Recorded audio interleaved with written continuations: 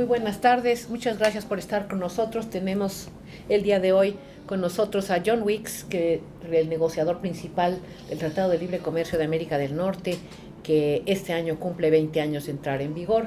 Y nos acompaña también el profesor Jeffrey Schott, ambos visitando el colegio en el marco del seminario el TLC o el TLCAN y las nuevas iniciativas comerciales regionales, en particular el TPP y el TTIP. Voy a preguntar en inglés, desde luego, porque no dominan el español, dos preguntas a cada uno relacionadas con estos temas grandes de los acuerdos comerciales regionales, de las megaregiones y de NAFTA o TLC, TLCAN. Las dos primeras voy a dirigirlas a John Weeks. Thank you, John, for being with us today. 20 years after NAFTA entered into force, there seem to be gloomy prospects of relaunching big-time negotiations, trilateral negotiations that would improve North American integration and productivity. You agree with this statement? Do you think the prospects are gloomy? What's the likely future of NAFTA? Well, I'm quite bullish on the future of NAFTA, but I think the prospects of actually launching a negotiation to update NAFTA and to call it that are somewhat remote. And I think that's because, despite the fact that it's clear that the economic effects have been very positive in the three countries, and that it's had a major impact in shaping the North American economy and creating globally competitive supply chains in North America. Despite that, the government seem to have be reluctant to claim credit for this wonderful achievement. So this is known in the business community, but not broadly known in the public. And I think, that's a bit of a problem. And I must say, I'm a bit confused as to why the governments, particularly the United States and Canada, aren't prepared to speak more bullishly about the achievements of the NAFTA, because public opinion polls show that 65% of Americans think that free trade between the United States, Canada, and Mexico is a good thing. 74% of Mexicans, I think it is, think the same thing, and 80% of Canadians. Mm-hmm. And if that isn't a pretty positive base of support in modern day politics for a public policy position on something, I don't know what is. But I do think there is an opportunity for updating NAFTA and working to further strengthen the economic partnership in North America, and that's through the Trans-Pacific Partnership negotiations. Okay. Mm-hmm. And perhaps also in ways as yet to be defined in the various negotiations we have and are undertaking with Europe, because Mexico has a free trade agreement with Europe. Canada has just completed, we have an agreement in principle, one that was announced last fall and hopefully will be consummated this year, and the United States is engaged in the TTIP negotiations. Mm-hmm. And I think, but more particularly at the TPP at the moment, the three NAFTA partners for the first time in 20 years are sitting at the same negotiating table, negotiating with each other in addition to with the other partners. And I think we should be looking at how we work together, North Americans, in this exercise to try and ensure that we maybe do some useful things that are going to complement and improve the NAFTA. And I think this is quite a complex undertaking in trade policy terms, so I think it's something that the three NAFTA governments should spend a certain amount of effort and dedicate some resources to making sure they do this correctly. Mm-hmm. So 20 years, it's interesting, 20 years after NAFTA was approved, or came into force actually, the three countries again are sitting at a negotiating table. We'll see with what results. Jeff, people think, with reason or without it, that TPP and TTIP may undermine the privileged access that the US, Canada, and Mexico gained to each other's markets through NAFTA.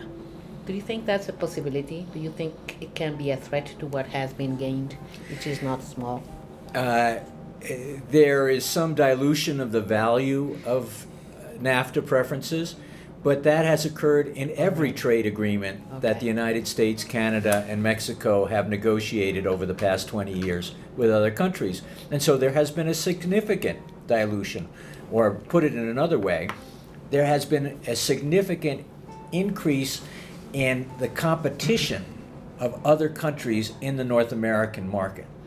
That's an opportunity for us to improve our own operations, our productivity, to innovate, to face and succeed against that new competition. And the TPP provides a great opportunity to expand the range of export and investment opportunities in the most dynamic economic region in the world. So while there are some challenges, I think the opportunities presented by participation in the TPP grossly outweigh the disadvantages. Now, one of the ways that the NAFTA countries can take best advantage of the new opportunities is to work more closely together in NAFTA, in North America. An expanded agenda of cooperation in areas where our work so far has not been fully completed. Dealing with energy cooperation, where we have problems between the United States and Canada about the construction of a pipeline, but also deepening the energy relations among the three countries. And we've been talking about that a bit.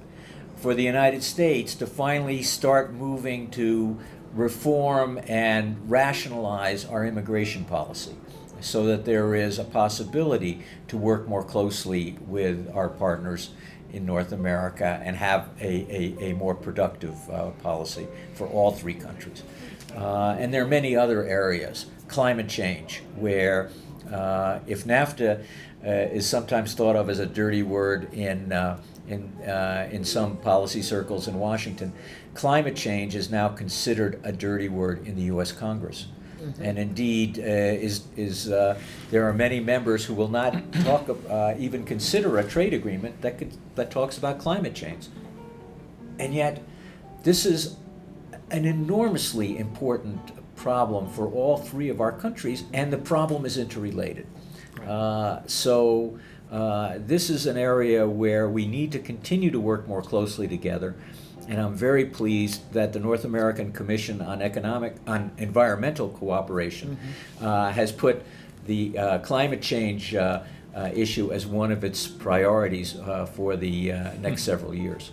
Will that be your advice to people in charge of trade policy in the three countries? Talk to each other and negotiate further reaching agreements, but keep somehow together. Well, I think we have good ties among our three governments. The question is what we can do without new legislative authority. Okay. And there have been some restrictions, but in the area of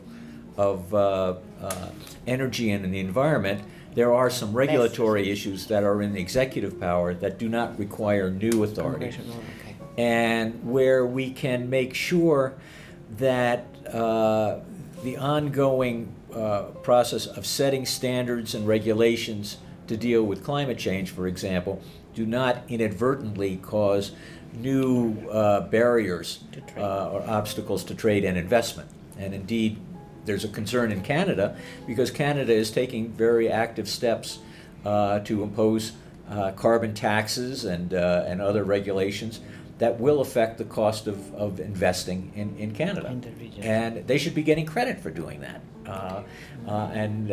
The firms should not be penalized. So we need to find some way of addressing these types of distortions. Okay. Could I add one more thing? Please. I think also in terms of thinking about how to improve the performance of the NAFTA without having a renegotiation of the NAFTA or opening the NAFTA up as such, I think all three of us have somewhat neglected the NAFTA. When we drafted it, we really designed an agreement that had a lot of provisions in it for committees to meet regularly, review the operation of different parts of the agreement, try to devise ways, if necessary, of improving how the agreement was operating.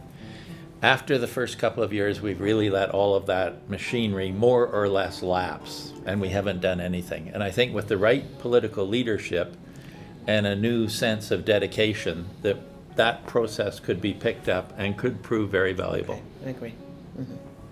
Okay. Thank you very much.